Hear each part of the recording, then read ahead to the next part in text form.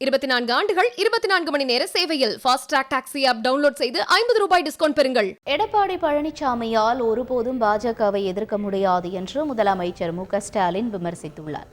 காஞ்சிபுரம் மாவட்டம் படப்பை அருகே கரசங்கால் பகுதியில் நடைபெற்ற பொதுக்கூட்டத்தில் காஞ்சிபுரம் மற்றும் ஸ்ரீபெரும்புதூர் தொகுதிகளில் போட்டியிடும் திமுக வேட்பாளர்களை ஆதரித்து முதல்வர் ஸ்டாலின் பிரச்சாரம் மேற்கொண்டார்.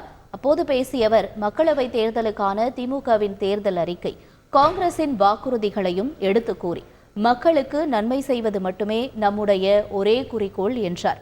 அதிமுக ஆட்சிக்கு மத்திய அரசு விருது கொடுத்திருப்பதை திரைப்பட காமெடியை குறிப்பிட்டு விமர்சித்த முதலமைச்சர் ஸ்டாலின், பாஜகவை கொள்கை எதிரி என்று எடப்பாடி பழனிசாமி சொல்லியிருக்கிறாரா என்று கேள்வி எழுப்பியுள்ளார். மக்களுக்கு நன்மை செய்வது மட்டும்தான் நம்மோட ஒரே குறிக்கோள். இப்படி பார்த்து பார்த்து தமிழ்நாட்டை முன்னேற்றிட்டு இருக்கோம். ஆனா பழனிசாமி என்ன கேட்கிறாரு? நான் ஒன்றிய அரசு கிட்ட அவார்டு வாங்கினேன், நீங்க ஏதாவது அவார்டு வாங்கினீங்களான்னு கேட்கிறாரு. பழனிசாமி அவர்களே, உங்களுக்கு அவங்க கொடுத்த அவார்டு எதுக்கு தெரியுமா? படத்துல ஒரு டயலாக் வருமே, நமக்கு வாய்த்த அடிமைகள் மிக மிக திறமைசாலிங்கன்னு, அதுக்கேற்ற மாதிரி நீங்க இருக்கீங்கன்னு.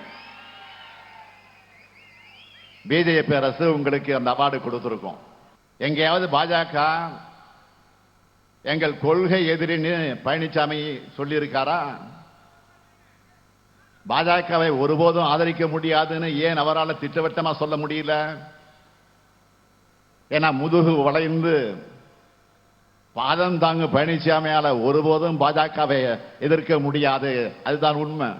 24 ஆண்டுகள் 24 மணி நேர சேவையில் fast track taxi app download செய்து 50 ரூபாய் டிஸ்கவுண்ட் பெறுங்கள்.